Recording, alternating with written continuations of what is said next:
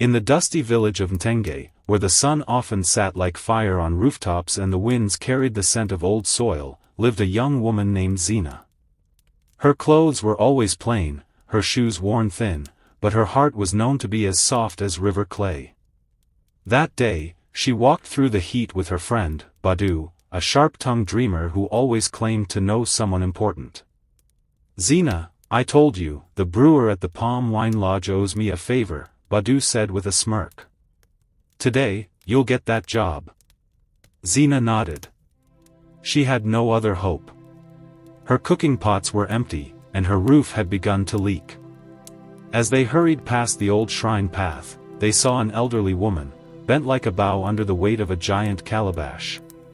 Her frail arms shook as she struggled to balance it. "Children," she called in a voice like cracked earth. "Help me." "Not now," Badu hissed. "We're late." But Zina paused. The woman's knees buckled slightly. Zina turned to Badu. "What if she falls?" she asked. Badu shook his head. "If you miss this chance, don't blame me." Zina didn't reply. She walked to the old woman.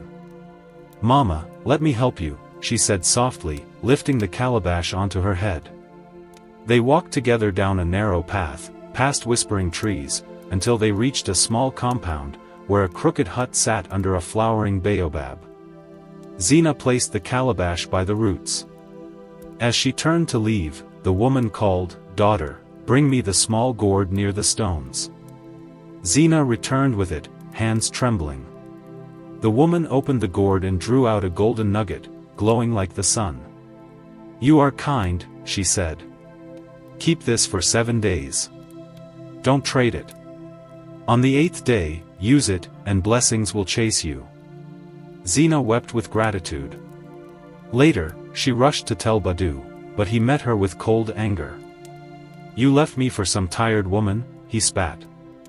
Zina tried to explain, then showed him the gold. His eyes widened, but his lips twisted into a smile Zina didn't recognize. That night, Badu could not sleep. The next morning, he went in search of the old woman. When he found her again, he was full of lies. "Mama, my brother is dying. We need help." The woman peered into his soul with eyes that had seen many rains. Then, without a word, she sent him to retrieve a gourd from behind the hut. Inside were not one, but many gold nuggets. Badu's fingers itched. He returned with the gourd, and she gave him one piece, with the same instruction: wait 7 days. But greed had already eaten into Badu's heart. When she sent him to return the gourd, he stole 3 more pieces, hiding them inside his tunic. As he walked away, the old woman stood in silence, watching with a calm face and eyes that burned like hidden firewood. That evening, she visited Zina. "Child," she said, "did you take more gold?" "No, Mama. I swear by the river gods." Zina cried. "I would never." The woman said nothing more. Zina's thoughts spun. She remembered Badu's hunger when he saw the gold. She remembered how he hadn't called since. A shadow crept into her heart. She went to him. "Badu," she asked, "did you take more gold?" He laughed, then yelled, "How dare you accuse me?" "Because the old woman came to me," Zina said, her voice firm now. "You were the only one who knew." But Badu turned away, his lies dancing on his lips. By the next market day, the whole of Ntenge was whispering. Badu had been seen running through the village square, his clothes torn, eyes wild, shouting at spirits no one else saw. People said he had buried the gold at midnight. Others claimed he tried to sell it, but each time it turned to sand in his hands. One morning, he was found sitting under the baobab tree, mumbling to himself and scratching symbols into the dust. As for Zina, she waited. On the 8th day, she sold the gold nugget to a traveler from the city.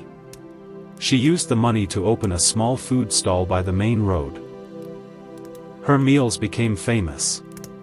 Her smile returned. And the old woman? No one ever saw her again. But some say, on quiet afternoons, when the wind hushes and the baobab flowers sway, an old woman walks the roads of Mtenge, testing the hearts of those who pass by.